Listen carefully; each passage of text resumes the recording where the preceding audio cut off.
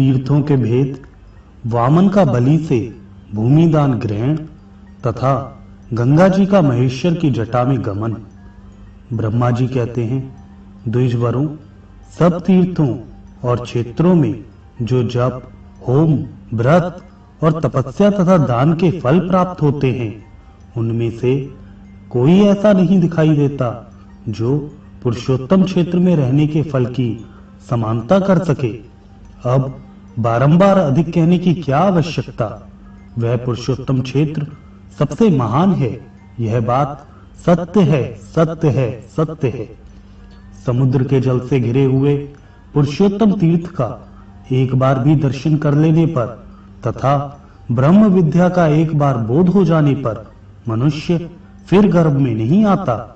जहां भगवान विष्णु का सन्निधान है, उस उत्तम पुरुषोत्तम क्षेत्र में 1 वर्ष अथवा 1 मास तक भगवान की उपासना करें। ऐसा करने वाले पुरुष ने जप, होम तथा भारी तपस्या की है, वह उस परम धाम में जाता है जहां साक्षात योगेश्वर श्री हरि विराजमान रहते हैं। मुनियों ने कहा, भगवान, हमें तीर्थ की महिमा का विस्तार पूर्वक श्रवण करने पर भी तृप्ति नहीं होती। आप पुनः किसी गोपनीय तीर्थ का वर्णन करें। ब्रह्मा जी बोले, श्रेष्ठ ब्राह्मणों, पूर्व काल में देवऋषि नारद ने मुझसे यही प्रश्न पूछा था। उस समय मैंने प्रयत्न पूर्वक जो कुछ उनसे कहा था वही तुम्हें भी बतलाता हूं। नारद जी ने पूछा, जगतपते, स्वर्गलोक, मर्त्यलोक और रसातल में कुल कितने तीर्थ हैं तथा सब तीर्थों में सदा कौन सबसे बढ़कर है। ब्रह्मा जी बोले, देवऋषि, स्वर्गलोक, मर्त्यलोक और रसातल में 4 प्रकार के तीर्थ हैं। देव, आसुर, आर्ष और मानुष, ये तीनों लोकों में विख्यात हैं। जम्बूद्वीप में भारतवर्ष तीर्थ भूमि है, वह तीनों लोकों में विख्यात है। बेटा, वह कर्म भूमि है, इसलिए उसे तीर्थ कहते हैं। पहले मैंने तुम्हें जो बताए हैं वे सब तीर्थ भारतवर्ष में ही हैं। हिमालय और विंध्य पर्वत के बीच में 6 ऐसी नदियां हैं जिनका प्राकट्य ब्रह्मा, विष्णु तथा शिव इन देवताओं से हुआ है। इसी प्रकार दक्षिण समुद्र तथा विंध्य पर्वत के बीच में भी 6 देव संभव नदियां हैं। ये 12 नदियां प्रधान रूप से बतलाई गई हैं। गोदावरी, भीमरथी, तुंगभद्रा, कृष्णवेणी, तापी और पयोष्णी ये विंध्य पर्वत के दक्षिण की नदियां हैं। भागीरथी, नर्मदा, यमुना, सरस्वती, विशोका और वितस्ता ये विंध्याचल और हिमालय पर्वत से संबंध रखने वाली नदियां हैं। इन पुण्यमयी नदियों को देव तीर्थ बताया गया है। गए, कोलासुर, व्रत, त्रिपुर, अंधक, हैमूर्धा, लवण, नमुची, श्रृंगक, यम, पाताल केतु, मय तथा पुष्कर, इनके द्वारा आवृत तीर्थ आसुर कहलाते हैं। प्रभास, भार्गव, अगस्त्य, नर नारायण, वशिष्ठ, भरद्वाज, गौतम और कश्यप, इन ऋषि मुनियों द्वारा सेवित तीर्थ ऋषि तीर्थ है। अम्बरीश, हरिश्चंद्र, मानधाता, मनु, कुरु, कनखल, भद्राश्व, सगर, अश्युप, नचिकेता, वृषाकपि तथा अरिंदम आदि मानवों द्वारा निर्मित तीर्थ मानुष कहलाते हैं। ये सब यश तथा उत्तम फल की सिद्धि के लिए निर्मित हुए हैं। तीनों लोकों में कहीं भी जो स्वतः प्रकट हुए दैव तीर्थ हैं, उन्हें पुण्य तीर्थ कहा गया है। इस प्रकार मैंने तीर्थ भेद बतलाए हैं। महादैत्य राजा बलि देवताओं के अजय शत्रु हुए। उन्होंने धर्म, यश, प्रजापालन, गुरु भक्ति, सत्य भाषण, बल, पराक्रम, त्याग और क्षमा के द्वारा वह सम्मान प्राप्त किया जिसकी तीनों लोक में कहीं उपमा नहीं है।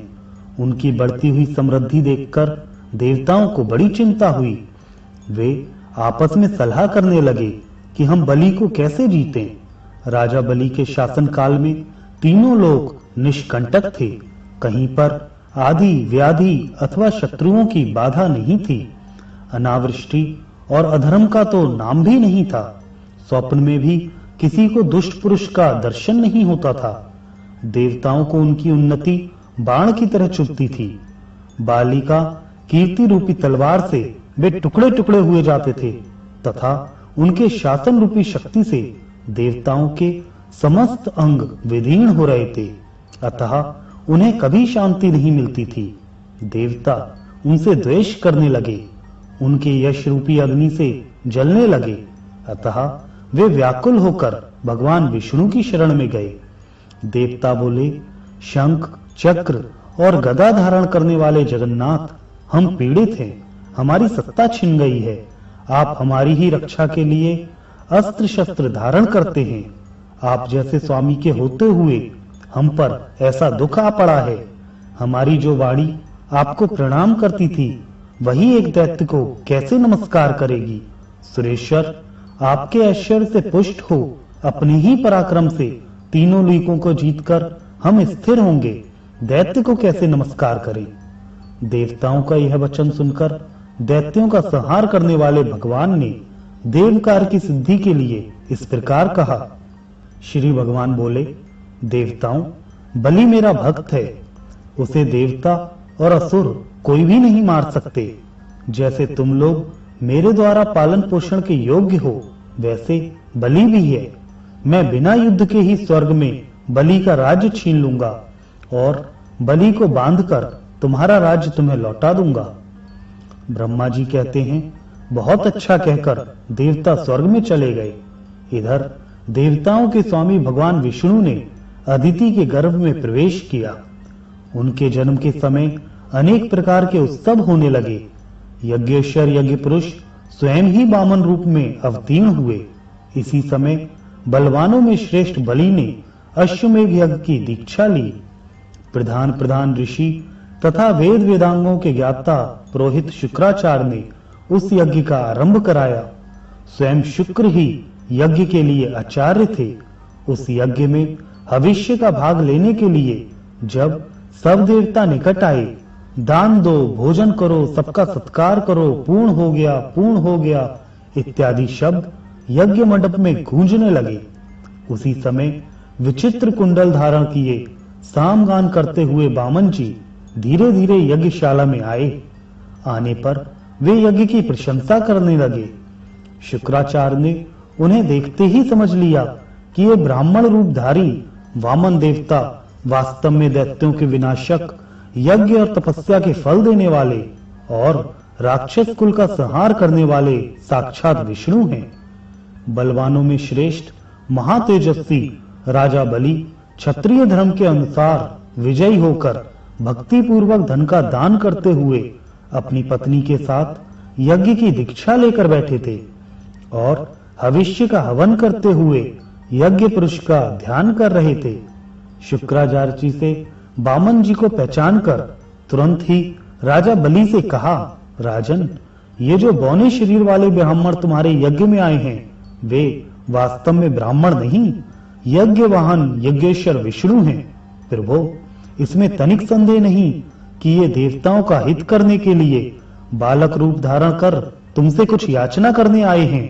अतः पहले मुझसे सलाह लेकर पीछे इन्हें कुछ देना चाहिए।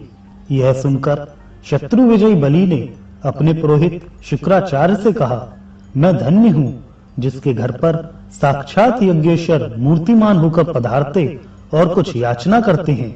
अब इसमें सलाह लेने योग्य कौन सी बात रह जाती है। यूं कहकर पत्नी और पुरोहित शुक्राचार्य के साथ राजा बलि उस स्थान पर आए जहां अदिति नंदन वामन जी विराजमान थे।